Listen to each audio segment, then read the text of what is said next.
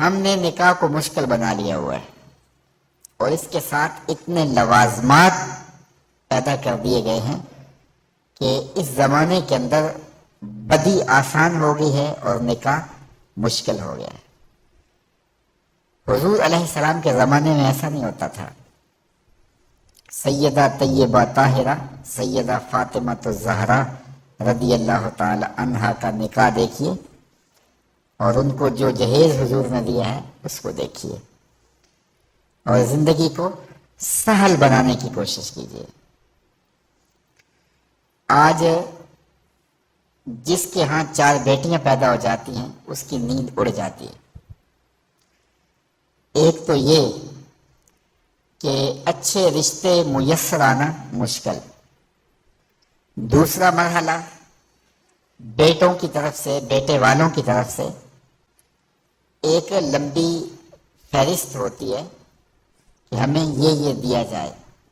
بعض لوگ بولتے نہیں لیکن وہ کنائے میں، اشارے میں بتا دیتے ہیں، اور اگر ان کی ڈیمانڈ پوری نہ کی جائے یا ان کی جو توقعات ہیں ان کو نہ سمجھا جائے تو بیٹی سسرال میں جا کے سکھ کی زندگی نہیں گزار سکتی۔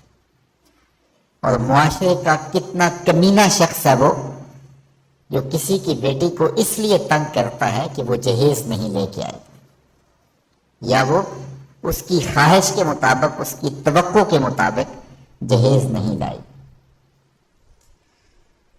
شریعت اسلامیہ نے تو نکاح کو آسان قرار دیا، اور یہ جو ہم اتنی لمبی چوڑی باراتیں لے کر کے چلے جاتے ہیں بیٹی والوں کے گھر میں، تو اسلام میں تو اس کا ایسا کوئی تصور نہیں ہے۔ 500 600 لوگ بیٹی والوں کے ہاں چلے جاتے ہیں اور جس طرح کسی محاذ پہ جا رہے ہیں۔ نکاح فی المساجد کا رواج اگر ڈالا جائے تو ہماری زندگیاں سوکھی ہو جاتی۔ یہ جو مروج سلسلہ ہے اس سے غریب لوگ تو پریشان ہیں ہی، امیر لوگ بھی سکھ میں نہیں ہیں۔ آج 1 کروڑ روپیہ شادی پہ خرچ آ رہا ہے، اور جس کی 4 بیٹیاں ہیں وہ ساری زندگی اسی کام میں ہی لگا رہتا ہے۔ اور غریبوں کی زندگی تو اجیرن ہے۔ غریب کی بیٹیاں سگڑ ہیں، سمجھدار ہیں، سنجیدہ و متین ہیں، پڑھی لکھی ہیں، خوبصورت ہیں، لیکن ان کے رشتے قبول اس لیے نہیں کیے جا رہے کہ ان کے پاس دینے کے لیے کچھ نہیں ہے۔ اور اب ایک سلسلہ چلا جہیز فنڈ کا اور اجتماعی شادیوں کا، تو شاید کسی کے لیے اس میں تسکین ہو، لیکن میں تو ایک مرتبہ ایسی تقریب میں گیا ہوں تو دکھی ہو کے آیا ہوں۔ ہر شخص کا اپنا مزاج ہوتا ہے، مختلف تنظیمات، مختلف لوگ غریب بچیوں کی اجتماعی شادیاں کر رہے ہیں، تو میں ایک تقریب میں مجھے کھینچ کے کچھ لوگ لے گئے۔ میں نے کہا مجھے تجربہ تو نہیں ہے لیکن مجھے لگتا ہے کہ میرے لیے تکلیف کا سامان ہوگا، اور دوست جس مقصد کے لیے مجھے لے کے جا رہے ہیں تو ان کا مقصد بھی پورا نہیں ہوگا۔ ایسا ہی ہوا، ایک ہال میں 15 سے 20 بچیاں تھیں اور دوسری جانب 15 سے 20 بچے تھے، اور ان کے مہمان، ان کا ہجوم تھا، اور اسٹیج کے اوپر جو کرسیاں لگی تھیں ان پر مخیر حضرات بیٹھے ہوئے تھے جنہوں نے سرمایہ لگایا اور جہیز فنڈ دیے، اور تنظیم کے لوگ آ کے اپنی کارکردگی بیان کر رہے تھے۔ تو آخر میں انہوں نے مجھے کہا کہ ہم آپ سے کچھ سننا چاہتے ہیں، تو میں نے بیٹھے بیٹھے کہا کہ میں دعا کر دیتا ہوں، لیکن ان کا اصرار بڑھا، تو میں نے مائک پہ آ کے کہا کہ انسان کی زندگی میں 3 موقع ہوتے ہیں جس دن وہ مہمان خصوصی ہوتا ہے اور سب لوگوں کی نظر اسی کے چہرے پہ ہوتی ہے۔ ایک جب وہ پیدا ہوتا ہے تو کالا کلوٹا بھی ہو تو ساری بستی اس کا منہ دیکھنے آتی ہے اور اسے بہنیں چاند کہہ کے پکارتی ہیں، چاہے اس کا رنگ گہرا سیاہ کیوں نہ ہو۔ دوسرا موقع انسان پر اس وقت آتا ہے جب وہ دولہا بنتا ہے، تو سارے لوگ اسی کو دیکھتے ہیں اور وہ نگاہوں کا مرکز ہوتا ہے اور چیف گیسٹ وہی ہوتا ہے۔ اور تیسرا وقت اس کے اوپر تب آتا ہے جب وہ چٹا لٹھے کا لباس پہنتا ہے، تو سارا شہر اس کا منہ دیکھنے آتا ہے۔ تو میں نے کہا ان غریب لوگوں سے آج تم نے یہ حق بھی چھین لیا۔ آج مخیر حضرات کو اوپر بٹھایا اور ان کو نیچے بٹھایا ہوا ہے، اس لیے کہ یہ غریب ہیں، اور کسی کے چہرے کے اوپر میں نے کہا خوشی کے آثار نہیں نظر آ رہے، اداسیاں ہیں، اور اتنے لوگوں کو ان کی غربت کا گواہ بنا رہے۔ ایک دم سکوت طاری ہو گیا حال پر، چونکہ مجھ سے وہ کچھ ایسی باتیں سننا چاہ رہے تھے جس سے ان کو داد ملتی۔ میں نے کہا تمہارے جذبے اپنی جگہ پہ، لیکن کاش کے رات کے اندھیرے میں ان بیٹیوں کے ماں باپ کو تم نے کچھ پیش کیا ہوتا اور یہ اپنے گھر سے رخصت ہوتی تو عرش والا رب بڑا راضی ہوتا۔ لیکن برا کرے نمائش کا کہ ہم نے ان بیٹیوں کا تماشا لگا دیا۔ میں ایک شہر میں گیا تو وہاں آج کل وہ پہلے تھا نا عمرے کے ٹکٹ محفل نعت میں، تو آہستہ آہستہ مجمع سمٹ گیا، تو اب ایک نیا سلسلہ شروع ہوا ہے کہ جہیز کی پرچیاں نکالی جائیں گی۔ تو اسی سال آپ کے قرب میں ایک جگہ 10 کے 15 جہیز فنڈ تھے، تو مجھے خطاب کرنے کے لیے انہوں نے کہا، تو بڑے شوق سے منتظم محفل نے بتایا کہ 15 بچیوں کا جہیز بھی نکالا جائے گا، اور اس پردے کے پیچھے ہزاروں بچیاں بیٹھی ہوئی ہیں۔ تو میں نے اپنی گفتگو میں کہا کہ یہ ظلم نہ کرو، یہ زیادتی نہ کرو، تمہارے پاس 100 لوگوں کا کھانا ہے تو 500 لوگوں کو نہ بلاؤ کہ تم قرعہ اندازی کر کے 100 آدمیوں کو کھانا دے دو اور 400 آدمیوں کو کہو کہ تمہارا نام نہیں نکلا۔ تمہارے پاس 100 کا کھانا ہے تو 100 کو ہی پردے سے بلاؤ اور ان کو کھانا کھلا دو۔ میں نے کہا 10,000 بیٹیاں اس پردے کے پیچھے بیٹھی ہیں آپ کے بقول، اور آپ ان میں سے چند کو قرعہ اندازی کے ذریعے جہیز فنڈ دے رہے ہیں۔ ہر پرچی پہ 10,000 بیٹی کا دل دھڑکے گا کہ شاید میرے مقدر جاگ پڑے اور غموں کی سیاہ رات ختم ہوگی، لیکن جب آخری پرچی کے بعد اعلان کیا جائے گا کہ قرعہ اندازی مکمل ہو گئی، تو کتنی بیٹیاں گھروں میں جب واپس جا رہی ہوں گی تو تم نہیں جانتے ان کے قدم کتنے بوجھل ہوں گے۔ اور رسول اللہ کا میلاد ہو اور بیٹیاں آنسو بہاتی ہوئی جائیں۔ میں نے کہا تم خوشیاں خریدنے لگے تھے، غم خرید لیے تم نے، خوشیاں بانٹنے لگے تھے، غم بانٹ لیے تم نے۔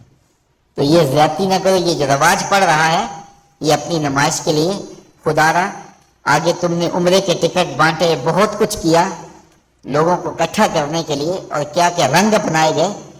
میں نے کہا وہ اچھا تھا، چلو مجھے اس پر بھی بات ہے، لیکن چلو میں نہیں کرتا، لیکن یہ ظلم نہ کیا جائے کہ محافلات میں مجمع اکٹھا کرنے کے لیے جو ہے وہ غریبوں کی بچیاں بلا کر کے تو 10 کو آپ دے کے باقیوں کو کہیں کہ معذرت ہمارے پاس اتنا ہی تھا۔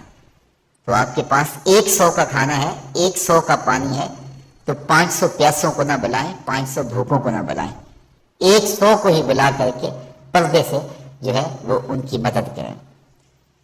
تو میں یہ کہتا ہوں کہ ہم جہیز فنڈ دینے کی بجائے، یہ جب تک یہ حالات ختم نہیں ہوتے، میں خفیہ طور پہ یہ بھی کرنا چاہیے، لیکن ساری قوم ادھر لگ گئی ہے، تو اس کی بجائے ہمارے علماء کو، ذمہ دار کو، یہ مختلف چینلز کے اوپر یہ جو ٹاکنگ ہوتی ہے اس پہ گفتگو ہونی چاہیے کہ اس رسم کو ختم کیا جائے اور معاشرے کی تربیت کی جائے کہ بیٹیوں کا رشتہ اس لیے قبول کیا جائے کہ وہ دیندار ہیں، وہ پردے دار ہیں، وہ سگڑ ہیں، وہ پڑھی لکھی ہیں اور ان کے اخلاق اچھے ہیں، یہ معیار بنایا جائے، دولت کو معیار نہ بنایا جائے۔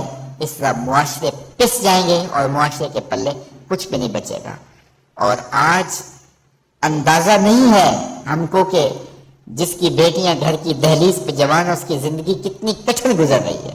کوٹھے تے چڑھ ویخ فریدا تے کر بلدی اگ، میں جاتا دل دکھی میرا پر دکھی سارا جگ.